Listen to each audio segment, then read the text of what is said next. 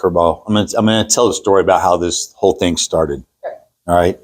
So probably it was 2010 when I had this idea that I wanted to have a collection of hot sauces in the restaurant. And originally my plan was not to do my own. It was to go find 50 of the craziest labeled hot sauces I could find. And we were going to build this, it was actually a tower, and we were going to call it the Tower of Pain. Tower of Pain, right? And so I went to Zest Fest in 2010 to go meet all these hot sauce people. Right. And while I was there, I met these guys who made sauces for other people, right? And that's kind of how the whole thing happened. This guy just talked me into it. He goes, why do you want to carry other people's sauces when you can have your own? So then we went and we did some flavor profiles, and granted, there are some super, super hot sauces out there. I don't know how you survived the tasting part of trying to figure that out. Well, let me tell you, there's this one story it was at Zest Fest. We were there, and I'm normally can eat hot sauce pretty good. Used to. Now that I'm getting older, I can't do it as well. But so I'm tasting hot sauces, and I'm doing old school. I'm just like, give it to me on my finger, right? And I'm licking it, and it's hot. Maybe a hiccup here and there. Hiccup like a true hiccup, not like a bump in the road hiccup. Right.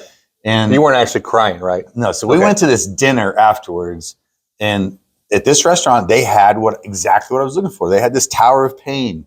You know, not that they called it that. They just called it a bunch of hot sauces. Yeah. But anyway, so they're like, this is our hottest hot sauce here. And I'd had a couple beers in me and something, and give it to me. It was like DEFCON 5 or something. And I literally took some on my finger and I ate it and started violently hiccuping. I mean, violently. Like I thought I was going to go to the hospital. And immediately the waitress walks by and I grabbed like 2 beers off her tray as she's walking by and slammed them both because I couldn't get this. And we've learned through the years that beer is probably not the best thing to do to make that go better away. Than water. Better than water. It is better than water. But it still hurts. And so it's painful. I could not get that. I know. There's a whole nother R-rated story to this, but I got that crap on my hands and then went to the bathroom. Oh, yeah, I see where the R rating comes in. Without telling the story. That's bad. Worst night of my life. Absolutely. Absolutely terrible, terrible night. It took a whole day and a half. You can't undo that. To get the sting off my fingers because it was so hot. So ever since then, use a spoon. If you're ever tasting hot sauces, don't use a finger, use a spoon. Yeah, or a glove and then take the glove off. Anyway, so I came home from that weekend and I was talking to these guys who made hot sauce. I mean, they actually packaged them. And we started looking at profiles and we came up with originally 9. These are the original 9 that we started working on. And one thing we realized when you're talking with hot sauces, you will buy the hot sauce the first time because of its label. If you have a really unique label, a picture, a name and everything, that's what attracts you because until you buy it, you don't know what it tastes like. Right. And there are a million hot sauces on the market that have a really badass label and then you taste it and you're like, that sucks. There's nothing, it's either too hot, too bland, nothing special. Yeah. Like maybe you think they just bottled Tabasco and gave it to you, And so that was the main thing we wanted to do was we wanted really unique artwork and we wanted really unique names. And I'm not really 100% sure. It was probably Todd Gregory, who was my hot sauce partner in crime back then, who somehow the whole theme came into choosing names that were childhood painful memories is what the whole series is about. So if you look at them, I think like Gnarly Knucklebuster here is about falling off a bicycle. I have some real life stories like it's my whole childhood right there. Fell off a bicycle. Oh my gosh, we did really dumb things when I was a kid. I've never fallen off a bicycle. Yeah. That's a lie. And then the 50-yard line fracture, even though this doesn't look anything like my son, but this was a true story of Ryan breaking his arm playing football when he was young, although he was probably on the 35. The 35-yard line fracture doesn't have the same flow as 50-yard line fracture. This has a ring to it. And so then it just turned into sitting around. We picked out the sauces first. And of course, how can you not do a jalapeno sauce with snake bite, the green snake? I question myself now looking back going, why didn't I do more of a funny cartoon for snake bite? You know, like Snakebite and Cat Ass both have mean pictures, and the rest are kind of funny. Yeah. And I probably just, who knows? I was probably just wanting to finish the project, but it's still a good picture. You know, one artist did them all. You know, the belly flop. I mean, everyone has done that. The belly flop. Well, before we feel like people think we're like not sensitive, they're like the idea of childhood tragedies. Like some people might be watching this going, Mark, are you sadistic? What's the deal? But here's the deal. If something horrible happens to your kid, like it's a bad day, right? It's bad. But later, maybe longer later, depending on what it is, but later, that stuff's funny. Yeah, it's our whole comedy equals tragedy plus time, right? And I can actually still remember the day I was driving Ryan to somewhere when he broke his arm. Sherry and Kyle were at a different game. I was with Ryan. His arm was bad. I mean, it broke like 2 places in his forearm, and it looked like a crooked road. And we're in the car, and we're driving, and he's whimpering because he's in pain. And I look at him, and I say, Ryan, I know this isn't funny right now, but years later when you tell the story, it's going to be really funny. But Daddy has no idea where I'm going right now. I don't know what hospital to take you to. I don't know where an ER is.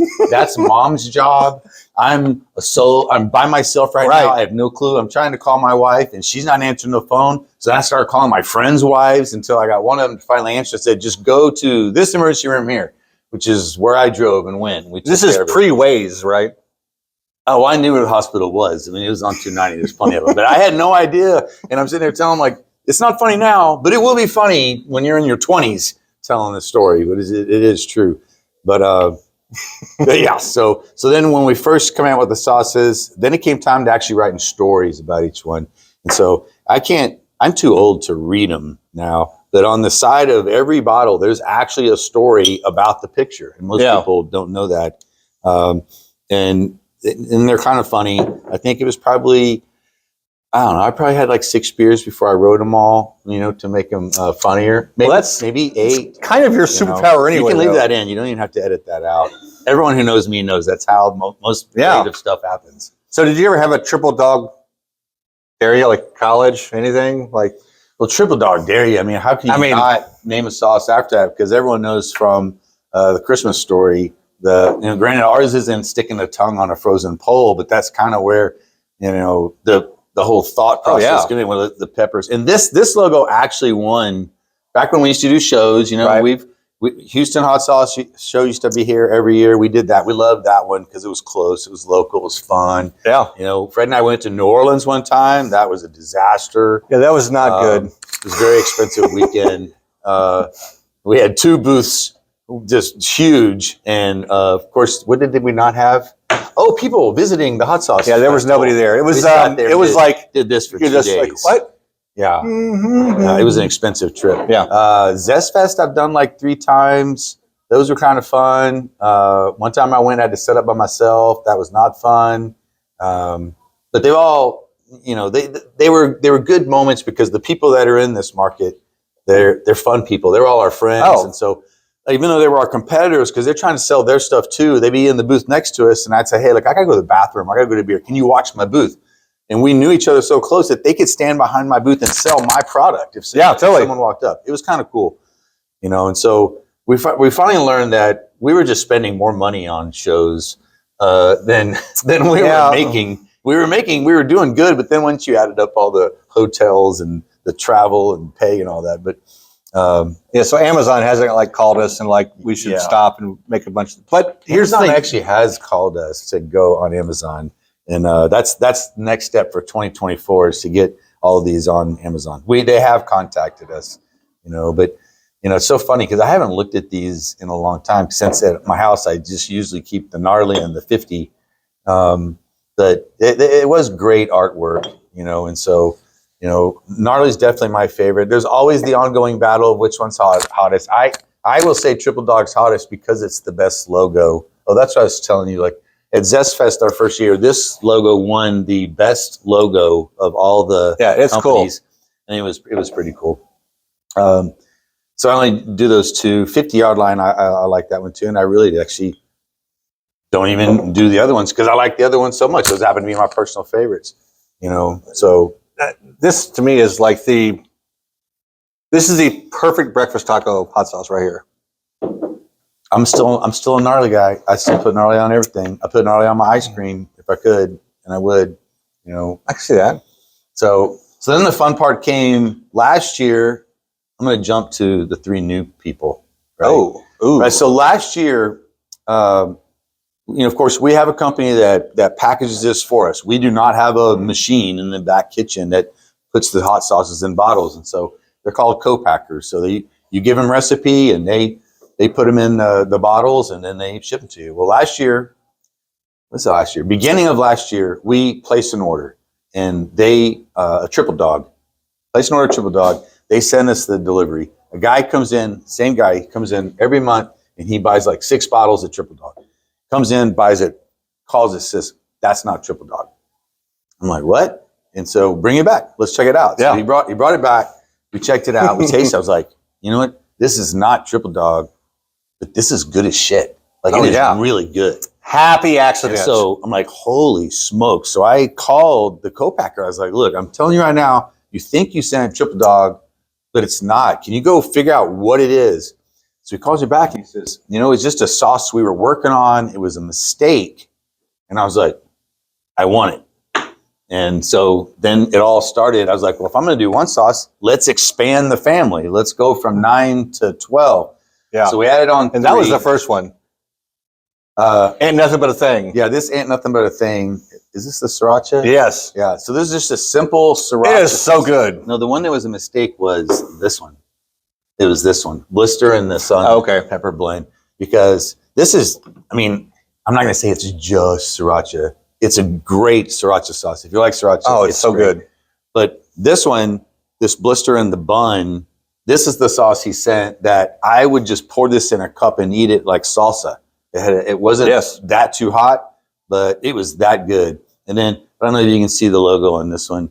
This one actually has a story. This one does have a story. Like Ryan breaking his arm on a football field. This picture was taken off, for those of us Fred and I's age, kind of modeled after an old Coppertone logo back from the 70s. Yes, totally. Coppertone used to be when we were young, they didn't make sunscreen. They made suntan lotion. That's it. They just made lotion you put on your body to make you dark. Forget about protecting yourself from the sun.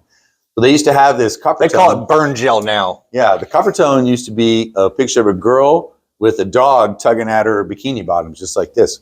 Well, about 5 years ago, I think, we went on a cruise in Hawaii, and my daughter, wearing a bathing suit, forgot to put sunscreen on her butt.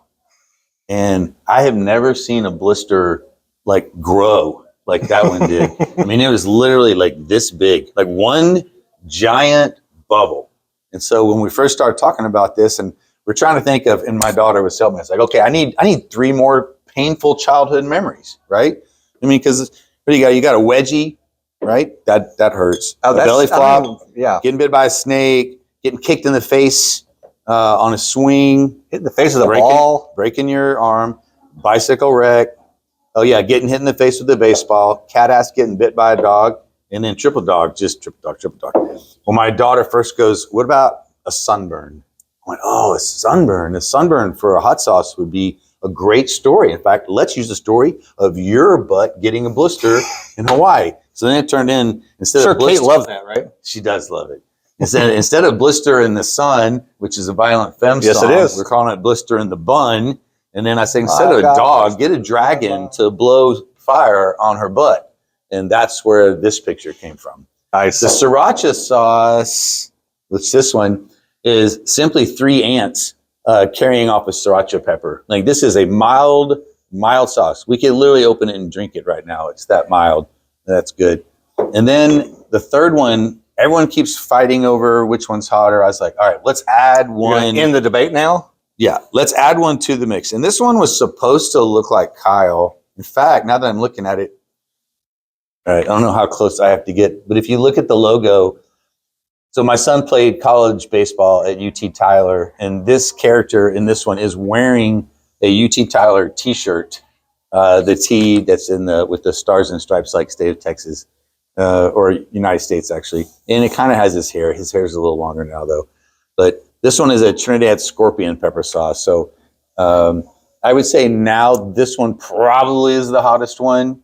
I think people will still go let the battle begin. Yeah. So You still probably don't need a waiver to sign, but it's still hot. yeah, I mean, again, with all our sauces, it was very important that you could actually put it on food and eat it still, and not run to the bathroom and be in a panic for eternity. The last one we went to, I think Chelsea and Ben were there, and Chelsea was egging Ben on, and they wanted to go taste this one that was really hot at this other hot sauce booth, and they had to sign a waiver.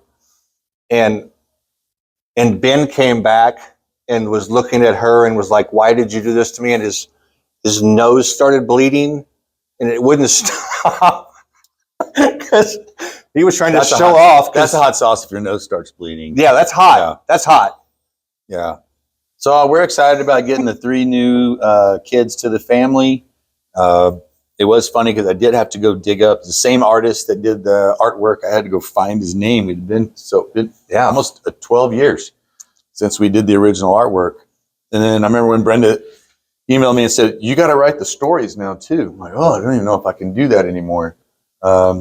Which I did, went and got them all written. And so we're real happy to have them in, and we've got them in the buckets.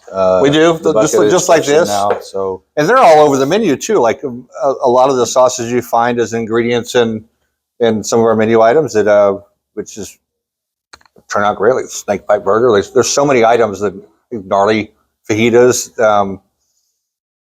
and people really enjoy it. It's nice. So you can get them here all the time. So these are our hot sauces. We should just gab a little bit.